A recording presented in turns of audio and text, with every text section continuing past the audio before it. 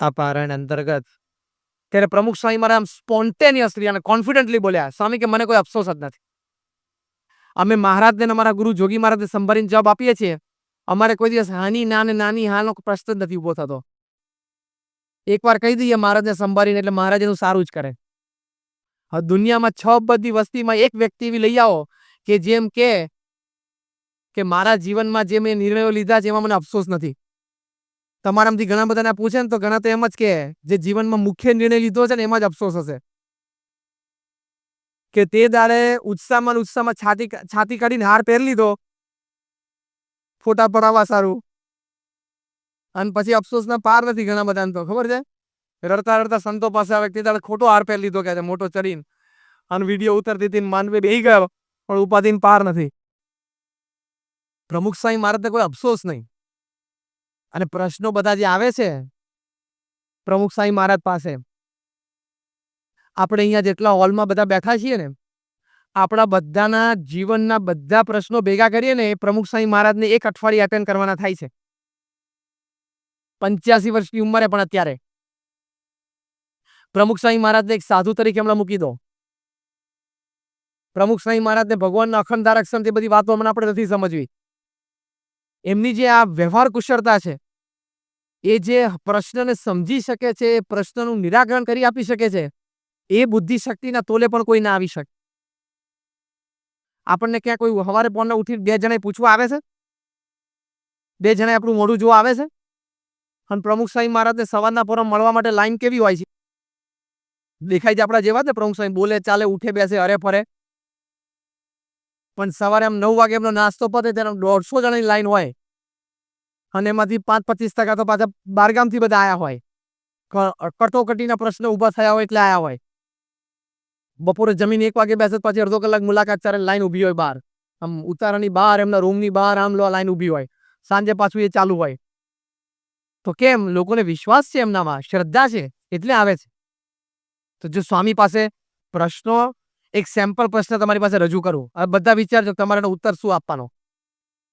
પ્રમુખ સ્વામી મહારાજ પાસે કોઈ હરિભક્ત આવે, અમદાવાદમાં પ્રમુખ સ્વામી મહારાજ હોય ને પેલા હરિભક્ત આવે સવારના પોરમાં સાબરકાંઠાથી બસ પકડીને 4 વાગ્યાની બસ પકડી હોય, અને સ્વામી અલ્પાહાર પતા અને પછી લાઈનમાં વ્યક્તિગત મુલાકાત માટે આવીને સ્વામી પાસે કે બાપા મારે એક પ્રશ્ન થયો છે. સ્વામી પૂછે શું? આ એક સેમ્પલ રજૂ કરું છું, એક્ઝામ્પલ રજૂ કરું છું. એ કે સ્વામી હું સરકારી નોકરી કરું છું અને સાબરકાંઠામાં અત્યારે છું, અને મને પ્રમોશન મળ્યું છે એટલે મારો પગાર પણ વધારો થશે, 1500-2000 જેટલો મારો પગાર વધશે. મારે એની બહુ જરૂર છે, પગાર વધારો થાય એની. દીકરો દીકરી બે 10મા-12મા ધોરણમાં ભણે છે, એ લોકોની ટ્યુશનની ફી હોય, બીજું ત્રીજું, એટલે પગાર વધે બહુ જરૂરી છે, એટલે પ્રમોશન તો મારે જોઈએ જ. પણ પ્રશ્ન એ છે કે પ્રમોશન મને આપે તો મારે સાબરકાંઠાથી નવસારી જવું પડે. નવસારી જવામાં મને વાંધો નથી, પણ મારા દીકરા અને દીકરી 10મા-12મા ધોરણમાં છે અને બંનેને બોર્ડની એક્ઝામ છે, અને ડિસેમ્બર મહિનો આવે છે. 2-3 મહિના પછી માર્ચમાં એ લોકોની બંનેની બોર્ડની પરીક્ષા છે.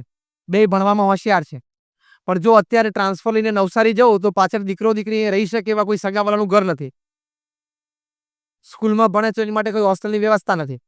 પાછળ બંનેને એકલા મૂકીને જઈએ તો કોઈ ધ્યાન રાખનાર ન હોય, તો એમને બધી ખાવા પીવાની, ઉઠવા બેસવાની, વાંચવાની બધી તકલીફ પડે. અને જો સાથે લઈને જઈએ અહીંથી એડમિશન કઢાવીને, તો ત્યાં પછી એડમિશનના પ્રોબ્લેમ, અને કદાચ એડમિશન મળી ગયું ત્યાં નવસારીમાં તોય પાછો અમુક કોર્સ અહીંયા ચાલી ગયો હોય આ સ્કૂલમાં, એ ત્યાં હજી ન ચાલ્યો હોય, અહીં ન ચાલ્યો હોય એ ત્યાં વળી ચાલી ગયો હોય તો મોટો પ્રશ્ન. ટ્યુશનના સાહેબો બદલી નાખવા પડે. હવે નવી જગ્યા, નવા સાહેબો, નવું ટ્યુશન, એ બધું પાછું અનુકૂળ આવે ન આવે. અને આમાં તો 1-8% શું 2 માર્કનો પણ ફેર પડે તો મેડિકલ એન્જિનિયરિંગ એડમિશન હાથમાં જતા રહે. એટલે એક બાજુ એ પ્રશ્ન છે, અને એ પ્રશ્નનું ધ્યાન રાખીને જો હું અત્યારે પ્રમોશન ના લઉં તો બીજું પ્રમોશન મને 7 વર્ષે મળે અને પગાર વધારો અટકી જાય, 7 વર્ષે પાછો પગાર વધારો આવે, તો હું શું કરું? બદલી લઈને જવું કે ના જવું? આ થઈ ગયા બધા મોઢા, શબ્દ થઈ ગયા કે નહીં બધા? સૂજે છે? એમાં કઈ સૂજે છે? આ પ્રશ્ન આપણે રજૂ થયો સેમ્પલ ક્વેશ્ચન, એમાં કોઈને કઈ સૂજે છે શું બોલવું? જો આમ દેખાય છે કે બધા ચહેરા આમ થઈ ગયા કે આમાં કઈ થાય એમ નથી. પ્રમુખ સ્વામી મહારાજ પાસે એવરી સેકન્ડ આ પ્રશ્ન આવે છે, અને આમ લાઈન હોય 150 હરિભક્તોની, બધા આવા પ્રશ્નો લઈને ઊભા હોય, અને પ્રમુખ સ્વામી મહારાજ આ પ્રશ્ન સાંભળે, the moment the question ends he starts answering. બુદ્ધિ શક્તિ એમની કેવી છે? એનાથી વિશેષ આપણને આ વાતની પ્રતીતિ આવે કે ભગવાન એમનામાં પ્રેરણા કરીને આપણને કહે છે. સ્વામી તરત સ્પોન્ટેનિયસલી પ્રમુખ સ્વામી મહારાજ એમ કે હવે આપણને આ પ્રશ્ન પૂછે તો આપણે શું કહીએ કે દોસ્ત એમ કર ને તું વિચાર ને હું વિચારું કંઈક. પહેલો જવાબ આપણો આ હોય. અલા વિચારવાનું નથી, કટોકટીનું છે. કાલ સવારે 11 વાગે મારા સાહેબ પાસે જઈને સહી કરવાની છે કે હું ઓર્ડર સ્વીકારું કે ના સ્વીકારું પ્રમોશનનો. એ ઓર્ડર સહી કરવાનો છે. અને રાત્રે 9 વાગે કાલ સવારે 11 વાગે ઘરમાં બધા 3 દાડાથી ખાતા પીતા વગરના ધ્યાન ધરે છે. ખાતા આપણે શું કહીએ કે દોસ્ત એમ કર, તું છે ને એક નિર્ણય લઈ લે, પછી આપણે હું તારી સાથે છું. પણ બિચારાથી નિર્ણય નથી લેવાતો એટલે જ પ્રશ્ન છે. બોલો આવા પ્રશ્નો આપણે આપણા સગ્ગો ભાઈ હોય કે ભાણિયા ભત્રીજા હોય કે મિત્ર હોય શું કરી શકે? કંઈ ના થાય આપણાથી. આપણી બુદ્ધિ લોક થઈ જાય. અને પ્રમુખ સાહેબ મારા પૈસા પેલો આવ્યો હોય સવારના પોરમાં 4 વાગ્યાની બસમાં બેહીને આવ્યો હોય સાબરકાંઠાથી અમદાવાદ થાકેલો પાકેલો. તો આવા આવા જવાબના અપેક્ષા હોય. સ્વામી એમ કે તું એમ કર વિચાર પછી હું તને કહું. તો એ તો ઘરે કરતા જ હતા. તો તમારા પાસે આયા શું કરવા? સ્વામી એમ કે સ્વામી પાછી એવું ના પોસાય કે એમ કર તું મને સાંજે મળ. એટલે સાંજે જેવા બીજા હો તો ઊભા જ રહેવાના છે. એમ ના કહેવાય તું કાલે આવજે. પેલો બિચારો માંડ એક દાવા લઈને આવ્યો પૂજા લીધા વગર આવ્યો હોય. બપોર નીકળી જ જવાનો હોય. Swami has to give the answer. એમને જવાબ આપવાનો જ છે. અને એ પાછું પ્રમુખ સાહેબ મહારાજ એમ કે એમ કર હવે તું એમ કર તું થોડીક વાર વિચાર ને હું વિચારું. કોઈ દિવસ પ્રમુખ સાહેબ મહારાજે પ્રશ્ન સાંભળે પછી વિચારતા જોયા છે કે હું આમ બેસીને આમ દાઢી હાથ દઈને આમ વિચારતા કે હવે આપણે શું કરશું શું કરશું શું કરશું એવું કરે સ્પોન્ટેનિયસલી તરત જ સીધો ધબ્બો આમ પેલાનો પ્રશ્ન પૂરો થાય ને ત્યાં તો હાથ ઊંચો થઈ જ ગયો હોય. એ મહારાજની પ્રેરણા છે. હાથ થઈ જાય બાળી જતો વાંધો નહીં, મહારાજના આશીર્વાદ છે, તું તાર જા નવસારી બધું સારું થઈ જશે, અમે પ્રાર્થના કરશું, ભણવાનું સારું થઈ જાય, મહારાજ દયા કરશે, જા. ગયો પેલો આમ દઈને બહાર.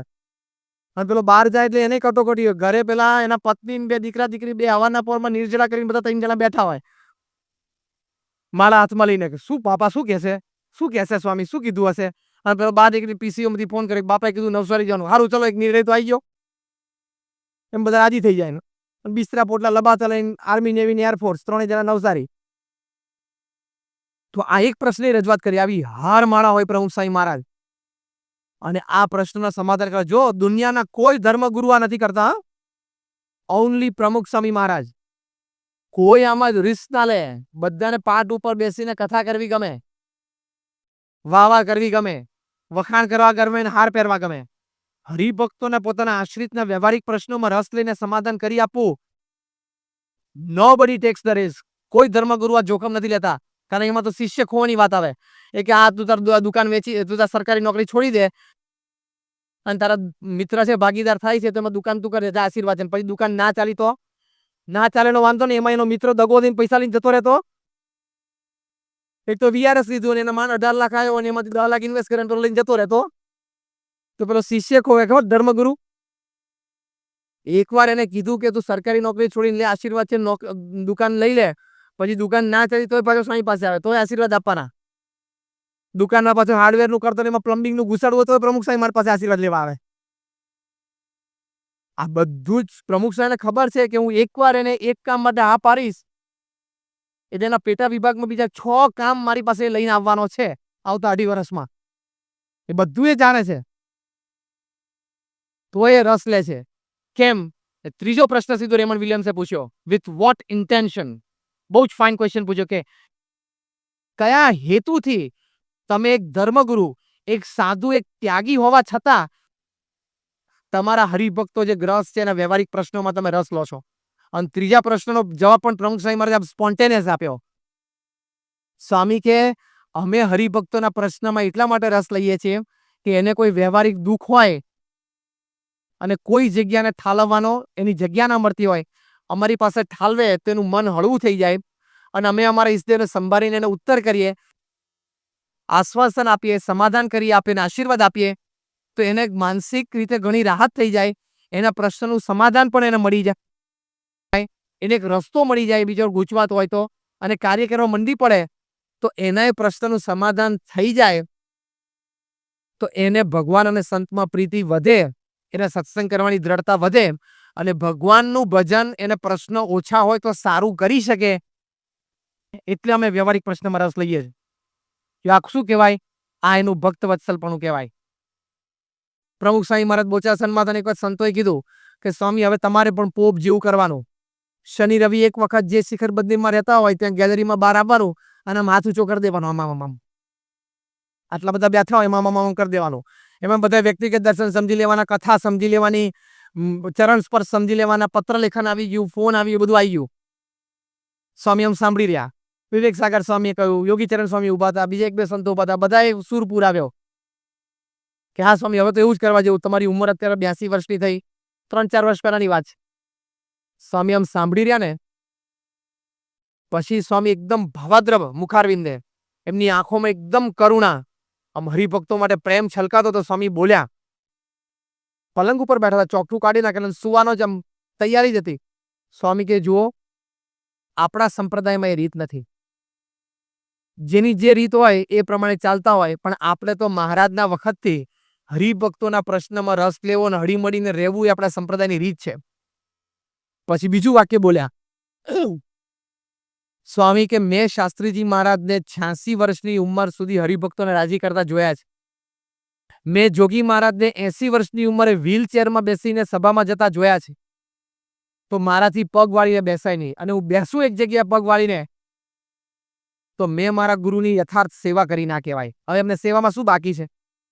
તોય પોતે આવું માને છે, આવી ભાવનાથી જીવે છે, આવું બોલતા બોલતા પોતે ગળગળા થઈ ગયા કે મેં શાસ્ત્રીમાં અને જોગી મહારાજને કેટલી દેહની તકલીફ હતી છતાં ભીડો વેઠતા મેં જોયા છે, નજરો નજર. પછી મારાથી પગ વાળીને બેસાય કેમ? એક વખત એક હરિભક્તે સાહજિક પ્રમુખ સ્વામી મહારાજને પૂછ્યું, સ્વામી શ્રીજી મહારાજના ચરણાવિંદમાં ઉર્ધ્વ રેખા હતી, તમારા ચરણાવિંદમાં તમે શ્રીજી મહારાજનું સાક્ષાત સ્વરૂપ છો તો ઉર્ધ્વ રેખા કેમ નથી? તે સ્વામી હસતા હસતા કે હરિભક્તોના ઘરે પધરામણી કરી કરીને ઘસાઈ ગઈ. એને સમજવાનું કેવી પધરામણી એમને કરી હશે, કેટલો બધો ભીડો બેઠ્યો હશે. સ્વામી કે હરિભક્તોના ઘરે પધરામણી કરી કરીને ઘસાઈ ગઈ, ઉર્ધ્વ રેખા હતી રે કઈ પતી ગઈ બધી કે.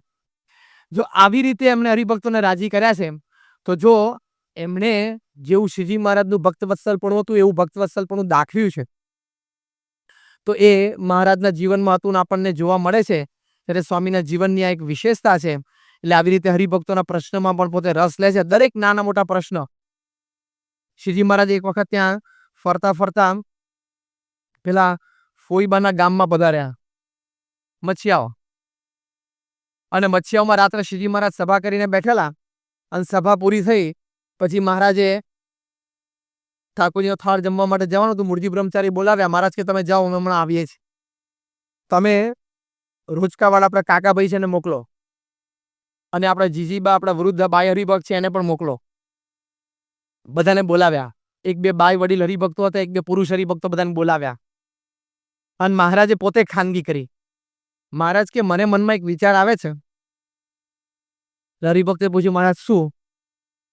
મહારાજ કે આપણને ઝીણાભાઈ છે પંચાળાના, એ કાયમ કહે છે કે મારી દીકરીનું લગ્ન કરવાનું છે, અને મારી દીકરી એ લગ્ન લાયક ઉંમર એમની થઈ છે, તે કોઈ સારું ઠેકાણું હોય તો કહેજો.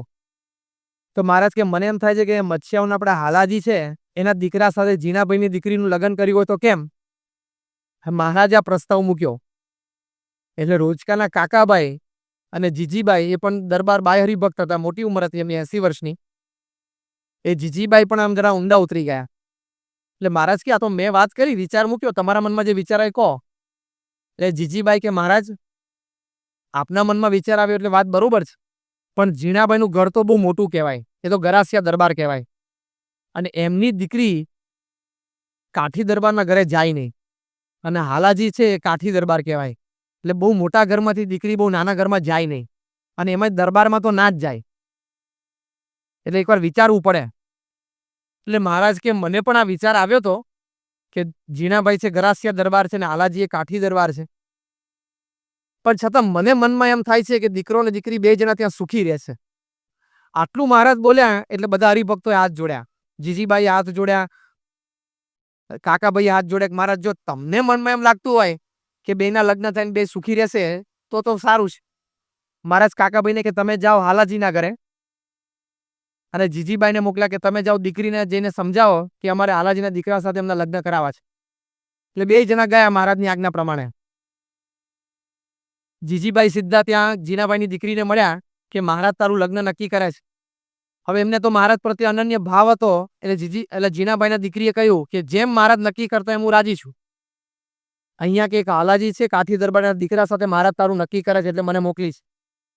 ત્યારે જીનાભાઈના દીકરી કે બહુ સારું, મહારાજની ઈચ્છા હોય અને મહારાજ પોતે નક્કી કરતા હોય તો હું રાજી છું. આ બાજુ હાલાજીના દીકરાએ હા પાડી દીધી. બે આશ્રિત કુટુંબો હતા મહારાજના. અને મહારાજ પાસે આવીને બે જણાએ વાત કરી. ત્યાં સુધી મહારાજ થાળ જમવા ના બેઠા. મહારાજ કે તમે મને બંને જણા શું કહે છે જવાબ લઈને આવો પછી હું જમવા બેસું. અને બંને જણા જવાબ લઈને આવ્યા કે મારા દીકરો અને દીકરી બે હા પાડે છે. ત્યારે મહારાજે ધીમેથી જીજીબાઈને પૂછ્યું કે તમે દીકરીને વાત કરી પણ દીકરીના બાપ જીણાભાઈને વાત કરી? એટલે કે મહારાજ એમને વાત નથી કરી, નથી મળ્યા. એટલે મહારાજે કાકાભાઈને કીધું તમે જાઓ જીણાભાઈને વાત કરો. પછી થાળ નહોતા જમે ખબર પડી એટલે પછી થાળ જમવા બેસાડે હરિભક્તોએ અને કાકાભાઈ જીણાભાઈને વાત કરી. જીણાભાઈ તો એકદમ ઊંડા ઉતરી ગયા. હા, આટલા મોટા ઘરની અમારી દીકરી આવી રીતે ઉછેરી હોય ને નાના ઘરમાં જશે. પણ છતાં એક બાજુ એમને મનમાં વિચાર હતો કે મહારાજ પોતે જો આ સંકલ્પ કરતા હોય તો પછી આપણે. એટલે એમણે પોતે જીણાભાઈ એમની દીકરીને પૂછ્યું કે મહારાજ આવું નક્કી કરે છે. એની દીકરી કે મહારાજ નક્કી કરતા તો હું રાજી છું. પછી સમાચાર આવ્યા સ્વામી મહારાજ બહુ રાજી થાય. મહારાજ કે કાલે મારી પ્રાતઃ પૂજા પતે પછી આપણે વિધિ કરાવીએ અને ત્યાં જ બંનેનું સક પણ ગોઠવીએ. ચટમગની પટવ્યા. શ્રીજી મહારાજ તો એકવાર નિર્ણય લે એટલે તો. અને પછી મારે ત્યાં બીજે દિવસે સવારે બધી વિધિને એંધાણ કર્યા. બધી વિધિ પોતાના પ્રાતઃ પૂજા પછી કરાવડાવી. મહારાજ જીનાભાઈને પૂછ્યું કે તમારી દીકરીને લગ્ન થાય તમારે કરો શું વ્યવહારમાં? એ બધો વ્યવહાર કરાવડાયો. બે બાજુથી બધો વ્યવહાર કરાવડાયો. અને મહારાજ કે જમણમાં શું હોય? કે જીજીભાઈ કે મહારાજ અમારા દરબારોમાં સગાઈ થાય ત્યારે શેલણનું ભોજન હોય એની રસોઈ કરાવીએ. મહારાજ કે તો કરો અને ઘી અમે પીરસશું. અને બધા દરબારોને બધાને જમવા બેસાડે એટલે હરિભક્તો હાજર હતા. અને મહારાજ પોતે ઘીની વાડી લઈને નીકળ્યા. પણ કેવી રીતે પીરસે? એક જણાની તાસમાં આખું આમ ઘીની વાડી ઊંધી કરી દે ને ઘીથી તાસ ભરચક ફૂલ કરી દે ને પછી બીજાને પીરસવાનું હોય ને તો વચ્ચે શ્રીજી મહારાજ ધાર બંધ કરે નહીં. ખ્યાલ આવે ને? ઘીની ધાર વચ્ચે બંધ ના થાય. એક થાળીમાંથી બીજી થાળી તરફ પહોંચતા વચ્ચે ક્યાં જાય ઘી? નીચે પડે. ઓકે મહારાજ કે પાણી હોય તો લોકો એવું ના કરે. હા તો ઘી હતું. મહારાજ કે બંને જણાએ દીકરા દીકરી અમારી મરજીમાં ભળીને હા પાડી છે તો અમે પણ રાજી છીએ. અને જેમ તમને રાજી હોય ને તમે બધો વ્યવહાર કરો એમ અમે આ અમારો રાજીપો દર્શાવીએ તો ઘી ઢોળી. એવી રીતે મહારાજે ઘી પીરસ્યું. બધાને સ્મૃતિ આપી. ખૂબ ઘી જમાડ્યું બધાને. પછી મહારાજે બંને દીકરા દીકરીને આશીર્વાદ આપ્યા. મહારાજ કે તમે ખૂબ સુખી રહેશો બંને જણા. અને અમે તમને આશીર્વાદ આપીએ છીએ કે જ્યાં સુધી આ પૃથ્વીનું પટ રહેશે ત્યાં સુધી તમારી પેઢીઓમાં કાયમ સત્સંગ રહેશે. એવા આશીર્વાદ શ્રીજી મહારાજે આપ્યા. પણ એ લગ્ન શ્રીજી મહારાજે કરાવડાયું. હવે આપણને વ્યવહારિક દ્રષ્ટિએ કે લૌકિક દ્રષ્ટિએ એમ લાગે કે ઘણી વખત આવું વ્યવહાર કોઈ મોટું ઘરનું હોય નાના ઘરનું હોય બધું. પણ ભગવાન અને સંત બધું નિર્માણ કરતા હોય છે, બધું જાણતા હોય છે. ક્યાં કોણ સુખી થશે એ પોતે અંતર્યામી છે. પણ આવા પોતે ભક્તવત્સલ હતા કે પોતાના આશ્રિત ભક્તોનું સર્વ પ્રકારે હિત ઈચ્છતા. એનું આ લોકનું જીવન પણ પોતે ગોઠવી દેતા. પરલોકનું તો પોતે નિશ્ચય કલ્યાણ કરવાના છે. પણ આ લોકનો વ્યવહાર પણ સર્વ પ્રકારે પોતે ગોઠવી દેતા. આવા પોતે ભક્તવત્સલ હતા. એમ પ્રમુખ સ્વામી મહારાજ પણ આવા જ ભક્તવત્સલ છે. મુંબઈના હરિભક્ત છે સાધુરામભાઈ અને એમના દીકરા માર્કંડભાઈ. અત્યારે તો માર્કંડભાઈ એમના પત્ની ફૂલ ટાઈમ દિલ્હી અક્ષરધામની સેવામાં છે. પણ આજથી લગભગ 5 વર્ષ પહેલા 6 વર્ષ પહેલા માર્કંડભાઈએ બાપાને વાત કરી સ્વામી બે દીકરીઓ મોટી થઈ ગઈ છે અને એમને લગ્ન કરવાના છે તો હવે કોઈ સારો સત્સંગી છોકરો તો તમે કહેજો. હવે આ તો કેટલા મોટા ઘરના આખા કુટુંબ. અને સ્વામીને વાત કરી રાખી સ્વામી બંને દીકરીઓ એકદમ ચુસ્ત સત્સંગી છે. બહાર પાણી પણ કોઈ દિવસ નથી પીધું, કોઈ દિવસ ફિલ્મ નથી જોઈ. હવે આ તો કરોડોપતિનું ઘર કહેવાય, અબજોપતિ માણસો કહેવાય. અત્યારે વાલકેશ્વરમાં જે ફ્લેટમાં રહે છે બધા કરોડો રૂપિયાના ફ્લેટ છે. કે સ્વામી પણ બંને દીકરીઓ એમ કહે છે કે ચુસ્ત સત્સંગી છોકરો જોઈએ, નિયમ ધર્મ વાળો, રવિ સભા આ તે બધું વ્યવસ્થિત ભરેવો. હવે આવડા મોટા ઘર માટે એવો સત્સંગી છોકરો શોધવો. સ્વામી કે સારું કરશું. જ્યારે સાધુરામભાઈ કે એમના દીકરા માર્કંડભાઈ મળે ત્યારે બંને સાધુરામભાઈ એમના પૌત્રી હોય અને માર્કંડભાઈ એમની દીકરીઓ થાય. એમની વાત કરે સ્વામી કામ કે સ્વામી ક્યાં જોશું હશે તો કહેશું. એ દરમિયાન બહુ સારા માંગા દેશ પરદેશ થયા. કારણ કે એક દીકરી સ્વિટ્ઝરલેન્ડ ભણેલી ને એક દીકરી અહીંયા ત્યાં લંડન. એટલે મોટા મોટા ઘરોમાંથી માંગા આવે પણ બે દીકરીઓ ના પડે. સત્સંગી જ છોકરો જોઈએ, ચુસ્ત નિષ્ઠાવાન. એટલે હવે સ્વામી પણ બધે શોધતા હતા, પણ આમ યોગ્ય પાત્ર મળતું નહોતું. એટલે કાયમાં કે સ્વામી કે કરશું. 1.5-2 વર્ષ વીતી ગયા. એક દિવસ સ્વામી મુંબઈમાં હતા 99ની સાલમાં, ના લગભગ 97ની સાલમાં.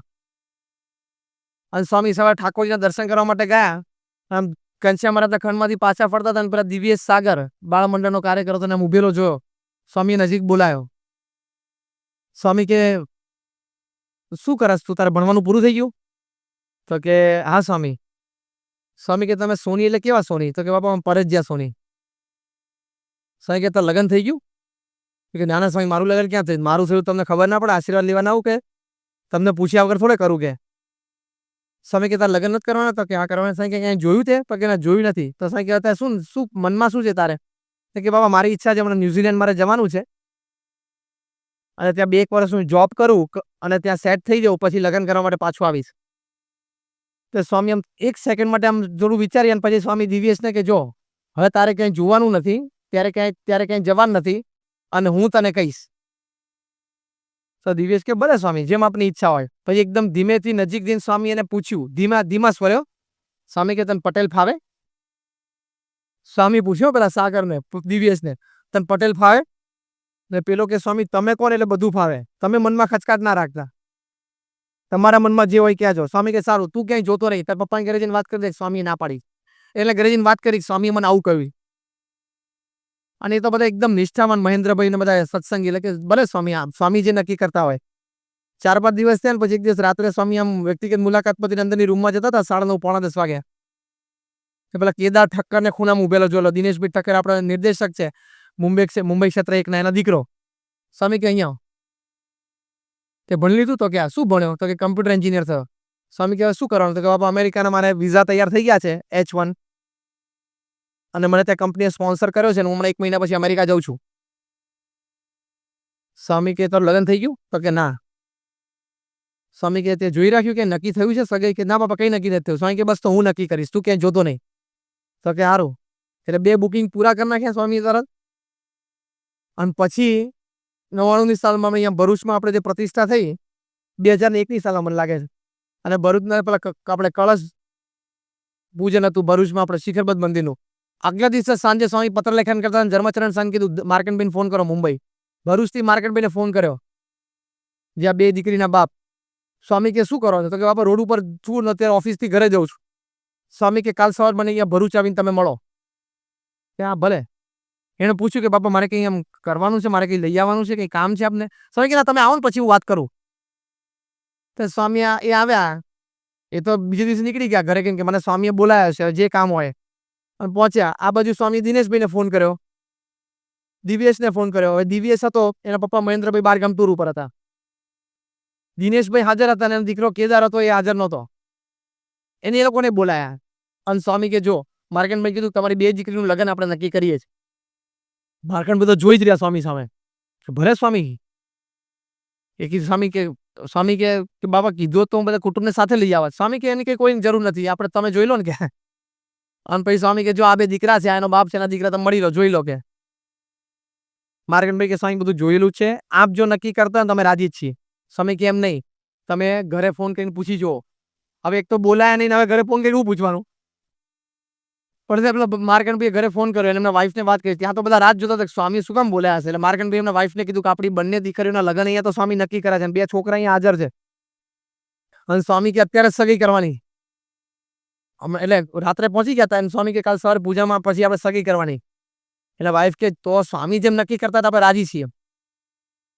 એટલે એમણે મોબાઈલ ચાલુ રાખીને અંદર પાછા સ્વામી પાસે આવ્યા. સ્વામી ઘરેથી રાજી છે. સ્વામી કે 2 દીકરીઓને પૂછો. પાછા બહાર ગયા, પાછા 2 દીકરી સાથે વાત કરી. સ્વામી તમારું લગ્ન અહીંયા નક્કી કરે. બંને દીકરીઓએ જેમ જીનાબાઈની દીકરીએ મહારાજને કેવડાવ્યું, એમ પ્રમુખ સ્વામી મહારાજને કેવડાવ્યું. એમના પપ્પાને વાત કરી માર્કંડભાઈને કે જેમ સ્વામી રાજીઓને એમ તમે હા પાડ દો. આ નાની વાત નથી, આ સાધુ થવા જેવી વાત થઈ ગઈ. આ સાધુ થવા જેવી વાત થઈ ગઈ. અને પછી સ્વામીને હા પાડી. સ્વામી બહુ જ રાજી થયા અને સામે બધા રાજી હતા. અને સ્વામી કે પેલા પરમાનંદભાઈ આવ્યા હતા ઉમરેઠવાળા કળશ પૂજનની વિધિ કરવા માટે, એને કઈ ના રાખ્યો, એમની પાસે ખાનગી રાખેલું સ્વામી. બીજે દિવસે કળશ પૂજનનું બધું ચાંદન વિધિ પતી ને અને ઘનશ્યામભાઈ આમ ચોપડી બંધ કરતા હતા મરે કરીને એમની સ્ટાઇલ પ્રમાણે તેમ બંધ કર્યું. સ્વામી કે ઉભા રહો, આપણે છે ને વેવિશાળ કરાવવાના. તો ઘનશ્યામભાઈ કે કોના? સ્વામી કે જો આ દીકરાનો બાપ ઉભો છે, કે એનો દીકરો નથી, આ એક દીકરો ઉભો છે એનો બાપ નથી, અને આ બે દીકરીનો બાપ ઉભો છે, તો વિધિ ચાલુ કરાવો. એટલે પણ આમાં વિધિ થાય? અડધી પાર્ટી ગેરહાજર હોય ને 50%. સ્વામી કે વિધિ ચાલુ કરો, હું ઉભો છું, એમ કે પોતે ઉભા રહ્યા વિધિમાં. હવે જેટલા ગેરહાજર હતા ને એ બધાનો રોલ પોતે ભજવતા હતા. ગુરુ ગણો કે બાપ ગણો કે માં ગણો કે જે ગણો એ ગોર ગણો કે જે ગણો એ પોતે વન મેન શો. પોતે હાથમાં જળ લીધું સંકલ્પ કરતા હતા. અને સ્ટેજ નીચે ઉભા બધા એમ થાય કે હવે એક વિધિ તો પતી ગઈ, જય બોલે કે બીજી વિધિ શરૂ શેની થઈ ગયા છે. અને સ્વામી વિધિ ચાલુ કરે, પછી બધી વિધિ બોલતા હતા. વચ્ચે વચ્ચે સ્વામી કઈ કામ હતું, કોઈ સંતોને બીજી વાત કરતા હતા. અને એમાં વિધિ ચાલુ થઈને બધી આગળ વિધિ ચાલી. અને માર્કંડભાઈ બે દીકરી વતી એનો બાપ હાજર, બે દીકરીની દીકરા આ બાજુ પેલા લોકો ગેરહાજર અડધા. અને બધા સંકલ્પ કરતા હતા. અને પછી એકદમ વિધિ અટકી. સ્વામીને એકદમ ધ્યાન ગયું. સ્વામી કે કેમ બધું અટક્યું? માર્કંડભાઈ કે સ્વામી પરમાનંદ એટલે જે વિધિ કરાવે છે એમ કે છે કે નામ બોલો કે સામ સામે લગ્ન થાય, કોણ કોના લગ્ન થાય પ્રમાણે. તો સ્વામી કે એમાં શું બોલી નાખો નામ? આ બે આપણે તમને ઓળખો તો છો, બે હરિભક્તો બે દીકરા કે. ત્યારે માર્કંડભાઈએ બાપાને પ્રશ્ન પૂછ્યો, સાંભળજો હા, હરિભક્તોને કેટલો વિશ્વાસ હોય છે મારા સ્વામીમાં, કે બાપા હું નામ તો બોલું કે બે દીકરીના લગ્ન આ બે દીકરાઓ સાથે, પણ કોના કોની સાથે તો કહો, એ ગોઠવો. કોના આટલી બધી વિધિ ચાલુ હતી ત્યાં સુધી કોના કોની સાથે એ તો હજી આમ સ્વામીના મનમાં મોટા પુરુષને અંતરે પણ જાણતા હશે. પણ બે માંથી એક કુટુંબે પૂછ્યું નથી કે આ બેની સામે બે ગોઠવો છો, પણ એમાં ઇન્ડિવિજ્યુઅલ કોણ કોની સાથે એ તો નક્કી કરો. કેટલો વિશ્વાસ બંને કુટુંબોને. જેમ સ્વામી કરતો એમ બધું સારું જ છે. જો આ મોટા પુરુષમાં આટલો વિશ્વાસ આવે ને, આવા ભક્ત માટે ભગવાન અને સંત પોતાના અંતરનો રાજીપો રેડી દેતા હોય. આવો વિશ્વાસ એમનામાં આવે ને ત્યારે આપણું ભક્ત પણ સાચું. અને પછી સ્વામી બાપા કે હા તો શું છે? તો કે બાપા કોણ કોની સાથે એ પૂછે છે. સ્વામી ક્યાં તો કહી દો ને. માર્કંડભાઈ કે હું કેવી રીતે કહી શકું? મારે ક્યાં નિર્ણય લેવાનો છે કોણ કોની સાથે લગ્ન કરે? તમે કીધું બે દીકરીઓને લગ્ન આની સાથે, એટલે મેં તો કર્યું છે. તો સ્વામી એકદમ આમ બેની સામું જોઈને કે સ્વામી કે મોટી આંજોડ કરે, નાની આંજોડ કરે, ચલો ચાલુ કરો વિધિ કે. લે કેવો નિર્ણય કે સીધો, મોટી આંજોડ કરે, નાની આંજોડ કરે, ચલો વિધિ ચાલુ કે. કેટલો વિશ્વાસ મોટા પુરુષમાં. બધા જાણે અંતર્યામી પણ અંતર્યામી છે. મોટા પુરુષ ભગવાનના અખંડ ધારક છે. આપણું ભૂત ભવિષ્ય બધું એ જાણે છે. વિશ્વાસ મૂકી જ દેવાનો. આ તમારા ટંડેલ ભાઈઓ અહીંથી વિશ્વાસ નાખીને દરિયામાં હોડું નાખીને છેક કરાચી દુબઈ સુધી પહોંચી જાય છે. એક સામાન્ય મોટર બોટના આધારે એન્જિન નાખીને બે પીપળા ડીઝલ લઈને આખું આમ જાન જોખમમાં મૂકી જાય છે ટંડેલો બધા આમ દરિયામાં. તો આપણે આપણા ગુરુહરિ પ્રમુખ સ્વામી મહારાજ માટે આપણે સહેજ કોઈ પ્રસંગે કેમ નથી મૂકી શકતા? એ આપણો દેહભાવ છે. એ મૂકીએ ત્યારે આપણું ભક્તપણું સાચું, ને પછી એમના ભક્તવત્સલપણાનો અનુભવ આપણને થાય કે એમનો પ્રેમ કેવો છે અને આપણું જીવન એ કેવું ગોઠવે છે. પછી બધી વિધિ પૂરી કરાવડાઈ, પછી એટલા રાજી થયા. અને જેમ શ્રીજી મહારાજે બંને કુટુંબને આશીર્વાદ આપેલા એમ સ્વામી આશીર્વાદ આપ્યા. સ્વામી કે બે જણા ખૂબ સુખી થશે. આ લોકનું પરલોકનું બે કામ આજે પૂરું થઈ ગયું. મહારાજને જોગી મહારાજ અંતરથી રાજી થઈ ગયા છે. અને બેયની પેઢીમાં પૃથ્વીનું તળ રહેશે ત્યાં સુધી સત્સંગ રહેશે. જેમ મહારાજ આશીર્વાદ આપ્યા તેમ સ્વામી આશીર્વાદ આપ્યા. પછી પાછો નાસ્તો કરવા બેઠા ત્યારે બધાને બેસાડ્યા. પોતાના થાળમાંથી બંને કુટુંબને આશીર્વાદ આપ્યા, પ્રસાદ આપ્યો. અને પછી પાછા મળી અને પાછા નીકળતા હતા. તો બંને કુટુંબ નીકળતા હતા. માર્કંડભાઈ, દિનેશભાઈ હતા, પછી આ બાજુ પેલો દિવ્યેશ હતો, એ બધા નીકળતા હતા. તો સ્વામી આમ પાછળ બેઠા બેઠા આમ જોઈ રહ્યા, પછી થોડુંક હસ્યા. અને એ જ વખતે આમ દિવ્યેશની નજર આમ પાછળ પડીને સ્વામીને હસતા જોયા. એટલે ઉભા રહી ગયા. પાછા ત્રણેય જેન્ટ્સ બાપા પાસે આવ્યા. અને બાપા કે બાપા તમે કેમ હસતા હતા? સ્વામી કે કઈ નહીં. બાપા કે ના તમે હસતા હતા. સ્વામી કે ના એવું કઈ નહીં. દિવ્યેશ કે બાપા મેં તમને હસતા જોયા ને મેં પાછળ જોયું ને, તમે કેમ હસતા હતા? સ્વામી કે આ તો મારે એક વાત કહેવાની રહી ગઈ, એટલે મને મનમાં એમ હતું. કે દિવ્યેશ કે શું વાત રહી ગઈ? દિનેશભાઈએ પૂછ્યું શું વાત રહી ગઈ? સ્વામી કે પાછા ત્યાં તમે